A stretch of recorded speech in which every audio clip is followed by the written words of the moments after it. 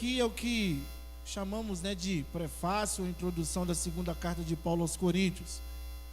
Nós sabemos que as cartas daquela época não é como as cartas de hoje. Na realidade, nós nem escrevemos mais cartas, Hoje tudo é SMS ou e-mail ou zap ou qualquer que seja a forma de se escrever. Mas é que nós devemos entender que mesmo nos escritos digitais que nós temos hoje, nós podemos entender que o destinatário e para quem é remetida essa carta é importante. Paulo ele começa dizendo no início para quem é a carta, quem é que está escrevendo, e ele se identifica. A carta é para a igreja e aos santos de igreja de Corinto, que fica na cidade de Acaia, e ele diz que é ele quem está escrevendo. Então Paulo já de início ele começa dizendo: é eu que estou escrevendo essa carta, e essa carta tem um destino para a igreja que está em Corinto e aos santos na cidade da Acaia. Mas nós devemos entender que Paulo ele não quer perder tempo se identificando, dizendo quem ele é. Ele está dizendo porque era o costume da época colocar essas identificações, mostrando qual era o desejo, qual era a forma, o que ele queria, indicando quem era o autor, a quem se destinava, e sempre terminava com um voto, um desejo de bem-estar, de paz e prosperidades para aqueles recipientes da carta. Paulo está seguindo exatamente o modelo de carta que os cristãos e todos os demais eruditos da época usavam. É interessante que nós só descobrimos isso tem pouco tempo, menos de 100 anos, que as cartas que Paulo escreveu, elas eram comum como as outras. Nós achávamos que os escritos do Novo Testamento era algo exclusivo, porque não tinha nada igual nos escritos não cristãos. E nós pensávamos que era só os cristãos que escreviam cartas dessa forma, mas não é. Há menos de 100 anos nós descobrimos que todos faziam uso desse mesmo modelo, e Paulo está fazendo aqui o mesmo modelo que ele está usando. Bem, irmãos, andando e entendendo um pouco mais, eu quero ser bem direto. É que Paulo, eu quero tratar aqui hoje exatamente o que Paulo quis tratar com a igreja de Corinto. Só que eu quero trazer informações que podem ajudar no seu crescimento espiritual, pensando como igreja. Amém? Quando Paulo apresenta o versículo 1, ele diz que ele é o apóstolo de Jesus Cristo pela vontade de Deus.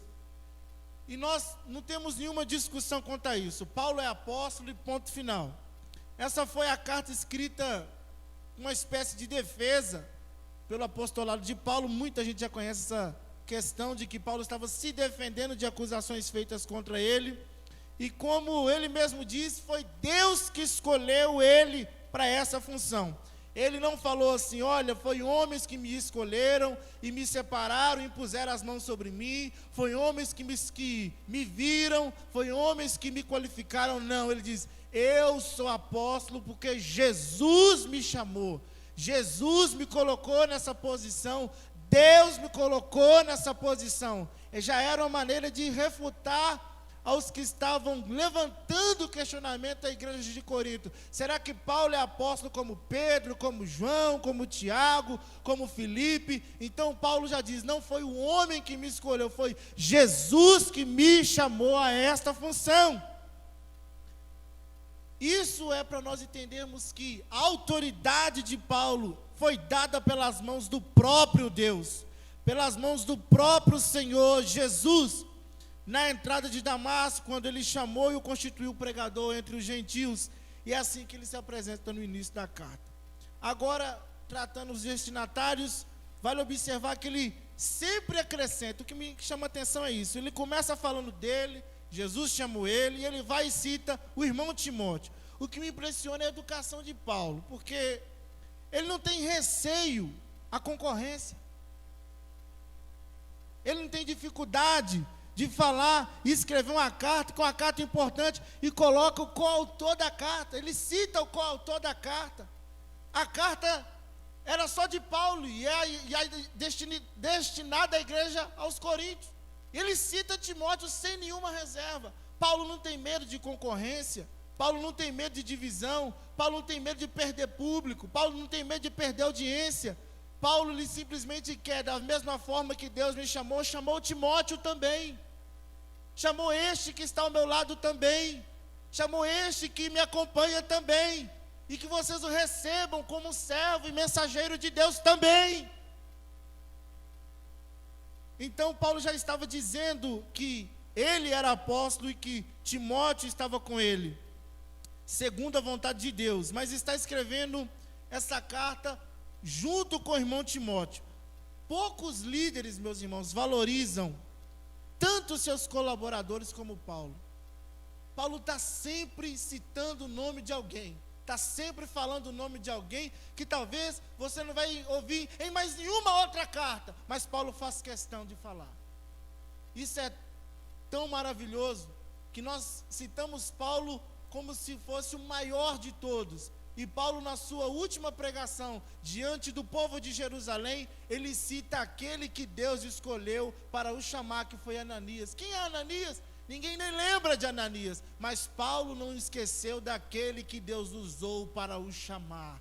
Não se esqueça daquele que Deus usa como instrumento de graça na sua vida. Não se esqueça daqueles pequenas pessoas, pequenos homens, pessoas simples que te deram bons conselhos, te deram boas instruções, boas orientações. Afinal, foi por elas que você chegou até aqui.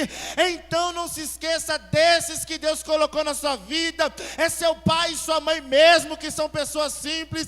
É seu tio, é sua avó, é o obreiro simples da igreja, uma criança simples da igreja, que pode ter sido Ananias na sua vida, mas foi Deus que colocou na sua vida e na sua trajetória. E seguindo isso, Paulo nos ensina a estimar os outros e termos consideração por todos. Entendendo já essa questão, Paulo diz assim: a igreja de Deus que está em Corinto, com todos os santos que estão em toda a Acaia. A Acaia era a cidade, era uma das grandes províncias romanas, grandes províncias do Império Romano, que aparece no Novo Testamento, junto com a Ásia, Macedônia. E a Acaia, ela era uma cidade cuja capital era Corinto. Corinto é uma cidade portuária que fica num istmo ou uma península, e é uma cidade cosmopolita com mais de 300 mil habitantes. Então era uma cidade grande, referência na época. População composta de estrangeiros, de costumes variados e conhecidos. É como se fosse o Brasil, várias gentes misturadas de várias raças. Corinto tem até um dado importante, que a cidade de Corinto, ela era conhecida pela sua prostituição, corrupção, que os inimigos de Corinto criaram até um verbo, né? É muito conhecido entre os estudiantes, que eles criaram um verbo chamado corintinizar, que significa corromper alguém, porque a cidade ela era altamente devassa. Então, daí você já vê com quem que Paulo está tratando, com o tipo de público que Paulo está lidando. Era quase que se fosse assim, brasileiro. Então, é tipo assim, você vai mexer com isso mesmo, Paulo? Esse tipo de pessoal não vale nem a pena mexer. Mas Deus envia o homem certo, com a mensagem certa, para um povo que precisa. Amém? Então, meus irmãos, após nós entendermos esses dados e entendemos essas questões, nós precisamos observar que ele refere a igreja como sendo a igreja de Deus. Não é a igreja de Paulo, apesar de Paulo ter sido o instrumento pelas quais a igreja surgiu, mas Paulo diz, a igreja de Deus que está em Corinto. Tem muito dono de igreja hoje. Hoje nós temos muitos donos de igreja hoje. Hoje nós temos muitos diretores de igreja hoje, muitos responsáveis, fundadores, mas não tem esse título de como igreja de Deus. Paulo não faz questão de dizer, é a igreja minha, do apóstolo mais sábio, do maior missionário, do maior teólogo. Não, ele diz, a igreja de Deus que está em Corinto. A igreja não tem caudilho, a igreja não tem general, não tem coronel. A igreja é de Deus, a igreja é do Senhor. Ele é o dono da igreja, Ele é o provedor da igreja. A igreja é do nosso Deus. O que mais impressiona ainda é que mesmo Paulo chamando que a igreja de Deus, que está em Corinto, é a igreja mais complicada do Novo Testamento. Vai observando. É a igreja marcada por divisão, problema de imoralidade, havia falta de disciplina entre os membros faltosos. A igreja era dividida por questões como casar ou não casar, comer ou não comer carne sacrificada a ídolo ou não. Os crentes se juntavam para celebrar a ceia do Senhor. Tinha briga e discussão na ceia, briga e discussão na ceia. Olha como é que a igreja era, vai anotando aí. Briga e discussão na ceia. Havia problema de participação nos dons espirituais, com desvirtuamento e abuso excessivo dos dons. Olha a igreja que Paulo está lidando. Havia um grupo que, olha para você ver, havia um grupo dentro da igreja de Corinto, pastor, que não acreditava na ressurreição dos mortos. Meu Deus do céu, como você é crente e não acredita nisso, meu irmão? Estava lá no meio da igreja. Ainda assim, Paulo, movido com grande amor pela igreja, que era fruto do seu trabalho, dirige como a igreja de Deus. A igreja tem problema sim, meu irmão. A igreja tem complicação sim, meu irmão. A igreja tem falha sim, não é pouca. Mas Paulo termina dizendo, com toda essa ficha, eu ainda digo, é a igreja de Deus, é a igreja do Senhor. Quem ergueu o alicerce foi Ele. Quem está levantando as paredes é Ele. Quem está providenciando provisão para a igreja é Ele. É a igreja de Deus. Não tem igreja perfeita, tem a igreja de Deus, meu irmão. Se você estiver procurando uma, eu te sinto informar, você não vai achar. Isso por si só, meus irmãos, já é uma lição que às vezes a gente perde a paciência muito rápido com a igreja da gente. E a igreja, a gente pensa assim, olha, a igreja que eu sou, que eu pertenço, não pode ser de Deus. A igreja que eu frequento não pode ser uma igreja de Deus. Eu queria ver você ser membro da igreja de Corinto. Nós temos que ter um pouco mais de paciência com a nossa igreja, meus irmãos, porque, para você ter uma ideia como que as coisas eram naquela época difícil, nós podemos observar o seguinte, os problemas da igreja atual nem chegam perto dos problemas da igreja em Corinto. Os problemas da igreja atual não chegam nem perto. Não chega nem perto, porque se nós compararmos o nível de conhecimento que os crentes têm hoje com o nível de conhecimento que os crentes tinham, e a dificuldade de locomoção, de divulgação, é muito mais difícil. E Paulo não perde e não deixa de ser otimista, ele diz que é a igreja de Deus.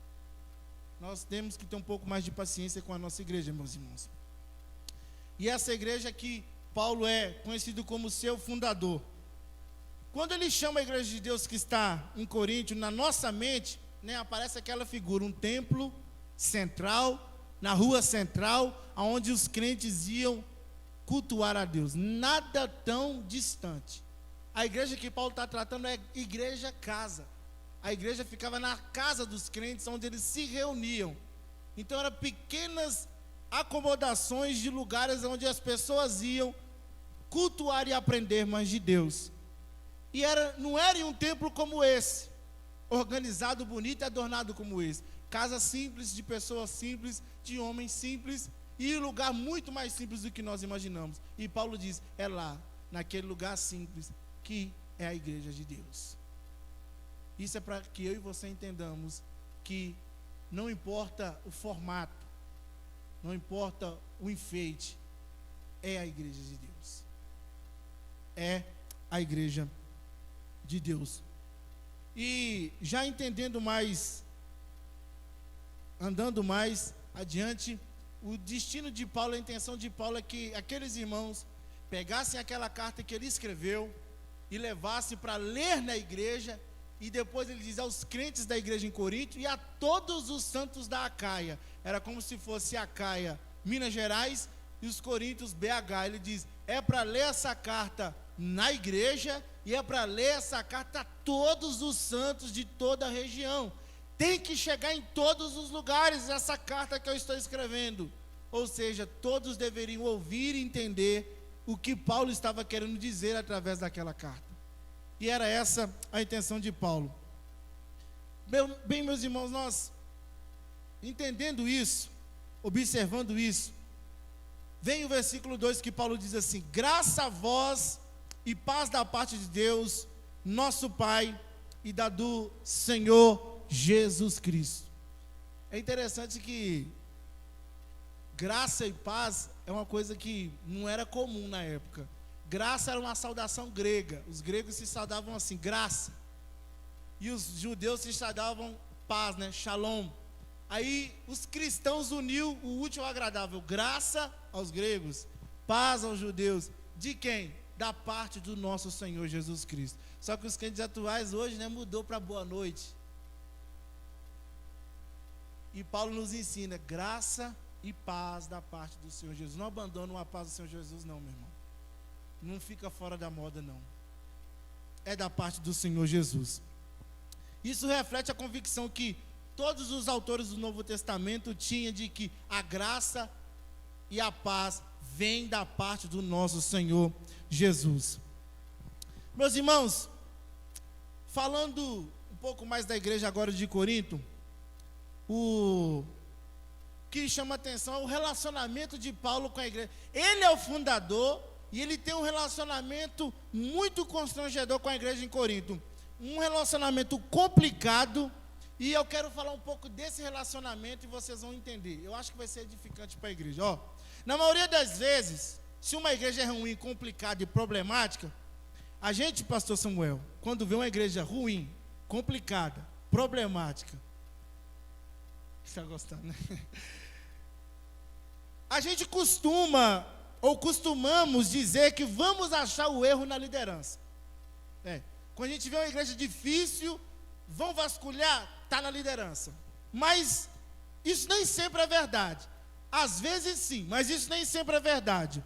Por quê? Porque a igreja de Corinto teve o melhor pastor, o melhor líder, o melhor missionário, o maior teólogo, e a igreja não deixou de ser problemática. Então, não é a liderança que sempre é o problema. A igreja é complicada, membresia é complicada, ser membro é complicado, lidar com pessoas de pensamentos diferentes e ambições diferentes é complicado. Nós sabemos disso. Então, o que nós devemos entender é que não é a liderança que é o foco e o ruim de uma igreja. E pode ser sim, às vezes, a dificuldade dos membros se lidarem um com o outro. Às vezes a culpa não está na liderança, às vezes está na dificuldade dos membros de andarem uns com os outros. E isso reflete o que era a igreja de Corinto. Às vezes a igreja pode pensar, se tivesse aqui o pastor tal, a igreja teria crescido. Será, meus irmãos? Se tivesse aqui o pastor tal que veio antes desse, que ficou aqui pouco tempo, a igreja tinha desenvolvido melhor. Será, meus irmãos? A igreja de Corinto teve tudo. E a igreja de Corinto não deixou de ser uma igreja super, hiper problemática. Essa igreja teve o melhor de todos os pastores, foi o apóstolo Paulo, e a igreja mais complicada do Novo Testamento. Então, antes da gente culpar os pastores e líderes de uma igreja que não está indo bem, ou que é uma igreja complicada, nós precisamos parar um pouco e pensar na igreja de Corinto. Teve o melhor pastor, teve o melhor de todos, inclusive até Apolo foi pastor da igreja de Corinto e não resolveu o problema da igreja. Isso é para nos provar o quanto é complicado uma igreja, meus irmãos. O que é uma igreja? E agora vamos entender esse relacionamento. Paulo funda a igreja, agora é a questão histórica. Falei que eu ia devagar, não vou pregar não, vou só devagar, né? A exposição, não estou com pressa, não. Mas o relógio não para, né?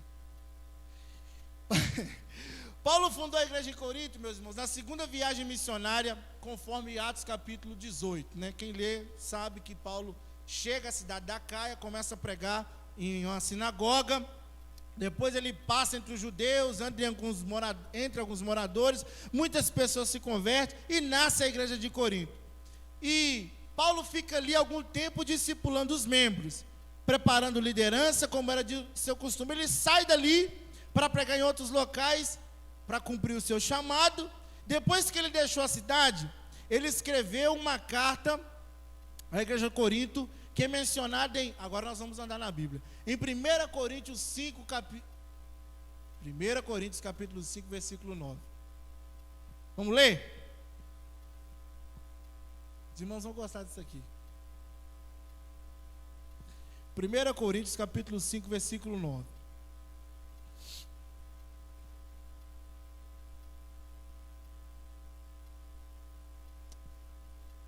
Primeira Coríntios 5, 9 diz assim: já por carta vos tenho escrito que não vos associeis com os que se prostituem ou com os que são impuros. Isso não quer dizer absolutamente com os devassos deste mundo, ou com os avarentos, ou com os roubadores, ou os idólatras, porque então vos seria necessário sair do mundo. Mas agora vos escrevi que não vos associeis com eles, dizendo-se irmãos, for devasso, avarento, ou idólatra, ou maldizente, ou beberrão, ou roubador, com o tal, nem ainda comais. Irmãos, presta bem atenção. Essa carta que Paulo escreveu em 1 Coríntios capítulo 5, versículo 9, que ele está mencionando, não é a nossa primeira carta de 1 Coríntios. Deu para entender? A primeira carta que nós temos aqui de 1 Coríntios, na realidade não é 1 Coríntios. Paulo está citando a primeira carta que ele escreveu. Deu para entender?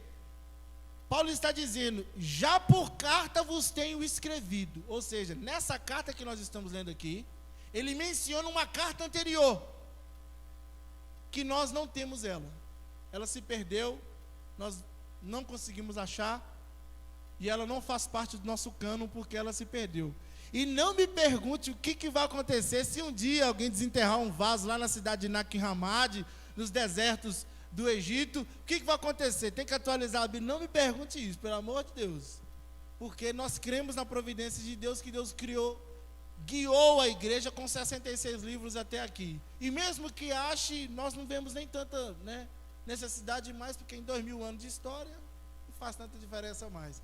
Deus nos guiou com 66 livros, eu creio que até o arrebatamento vai ser os 66, sem erro nenhum.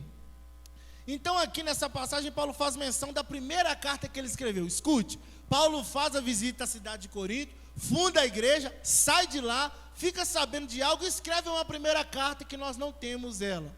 Ela se perdeu. Nós não sabemos onde ela foi parar, né? E ele diz... E ele menciona o que ele escreveu nessa carta. Ó, eu disse nessa carta para vocês não se associarem com as pessoas impuras.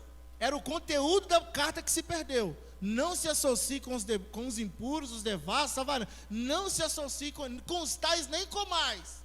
Esse era o conteúdo da primeira carta. Paulo tinha escrito essa carta porque ele já tinha tomado conhecimento, depois que ele saiu, que as coisas começaram a andar errado na igreja. Olha para você ver como é que a igreja era. Paulo funda, sai, quando ele sai fica sabendo, Paulo começou a ter problema lá na igreja lá. Aí Paulo, vou escrever uma carta. Escreve uma carta porque ele ficou sabendo dos problemas que está tendo na igreja. A igreja estava se associando com pessoas impuras. Então ele escreve, irmãos, não façam isso. E nós não temos essa carta. Meu Deus, acho que essa carta faria uma diferença hoje. Não faria, meus irmãos?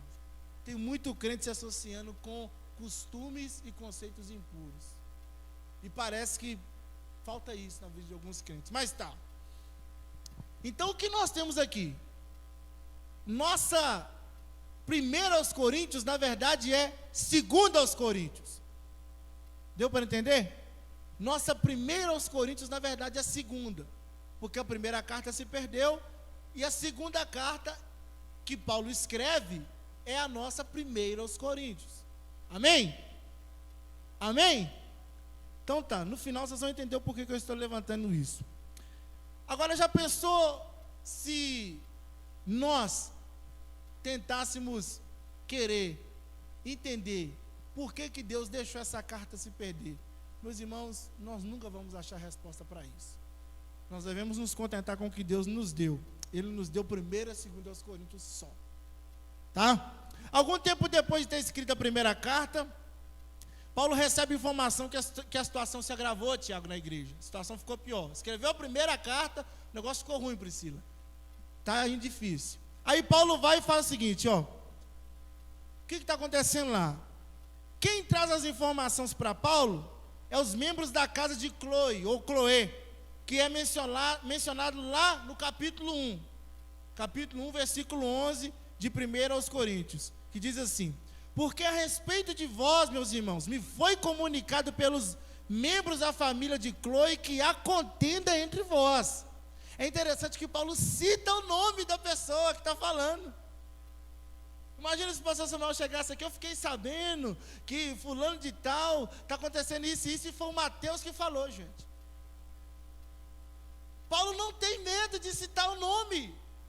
Ele cita, os membros da casa de Chloe estão falando que está tendo contenda entre vós. É a 2ª carta que eu estou escrevendo para vocês. Paulo já joga tudo. Além disso, havia uma comissão que foi visitar Paulo para levar uma oferta que Paulo estava levantando, né, para os crentes da cidade de Judeia.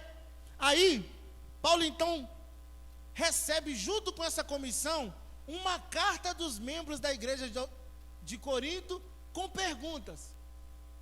Eu vou tirar o nó da sua cabeça no final. Os membros da casa de Chloe chegam a Paulo, o problema se agravou, a carta não adiantou nada, pastor Gerris, não adiantou nada, pastor Jadilson, não adiantou nada. Aí Paulo, então vou escrever uma 2ª carta. Aí chega uma comissão para Paulo: Paulo, viemos trazer as ofertas para você, as ofertas missionárias, e detalhe, estão trazendo aqui uma carta com algumas perguntas de alguns membros da igreja de lá. E Paulo, então eu já vou escrever a carta e já responder algumas perguntas também.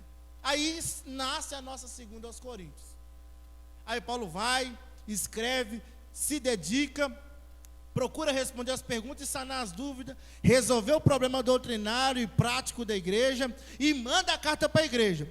Aparentemente essa carta que nós conhecemos como 1 Coríntios também não foi recebida, era para ser bem recebida na igreja, mas não deu efeito nenhum, aconteceu nada. Paulo escreveu a primeira carta, nada. Escreveu a 2ª carta, não produziu efeito nenhum. Paulo então resolve, num esforço pessoal, para tentar resolver a situação, e visitar a igreja de Corinto pela 2ª vez. Paulo decide: eu vou visitar essa igreja pela 2ª vez.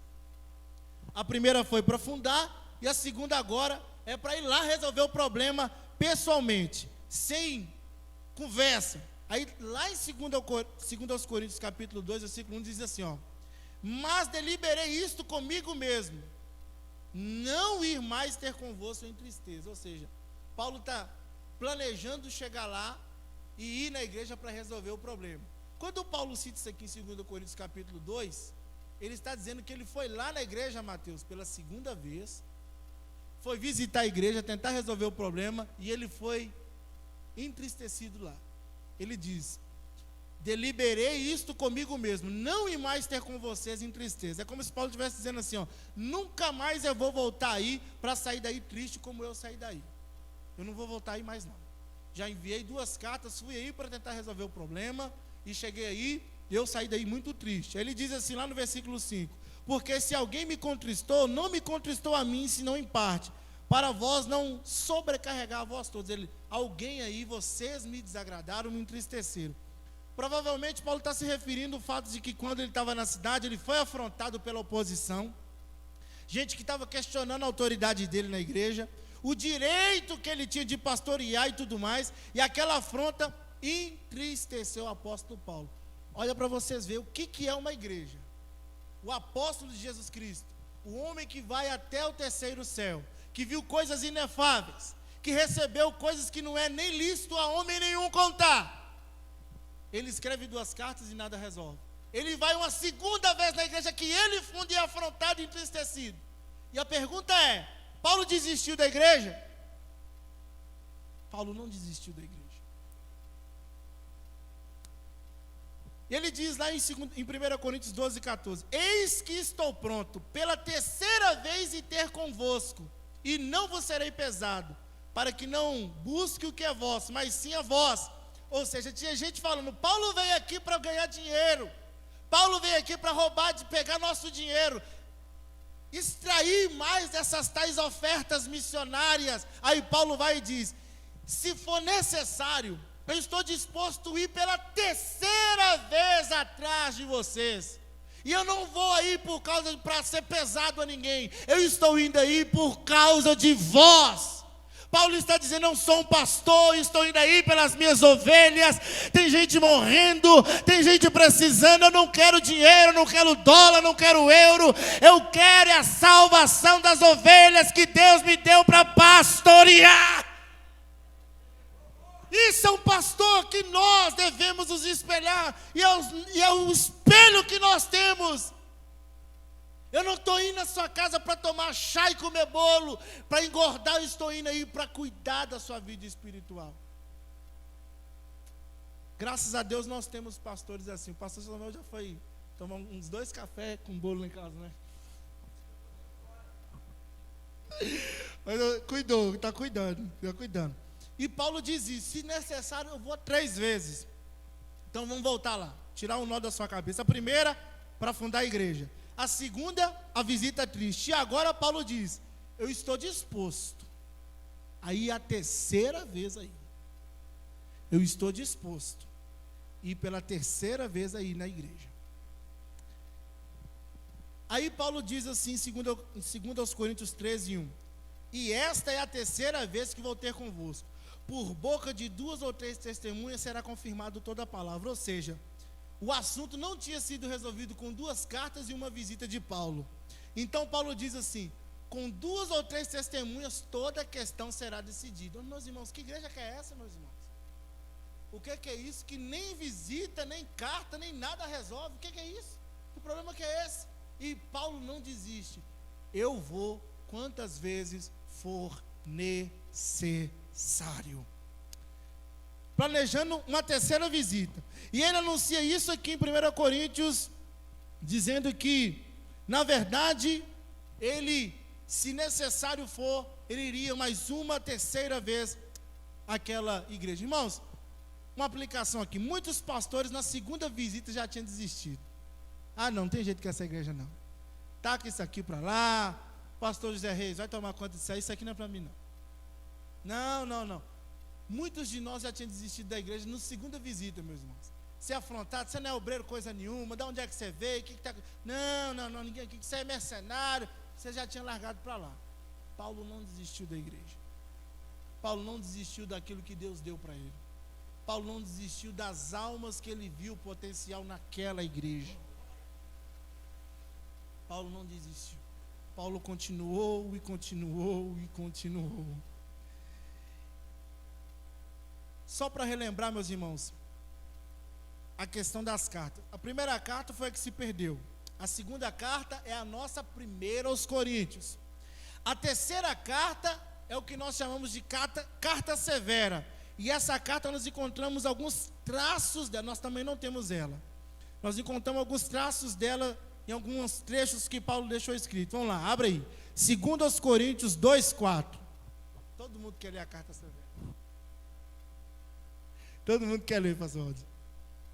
2 Coríntios 2:4. Deixa eu andar rápido aqui, que senão o relógio me vende. Porque em muita tribulação e angústia de coração vos escrevi.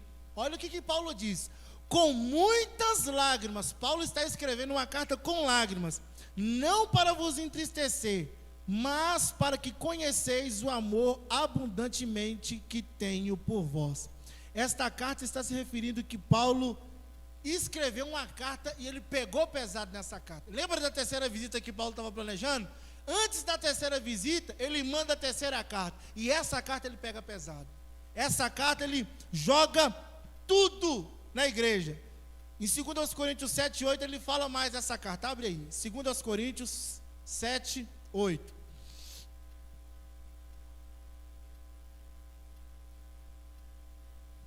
porquanto, ainda que vos contristei com a minha carta, não me arrependo. Paulo não está arrependido de entristecer a igreja. Não me arrependo de entristecê-los. Não me arrependo.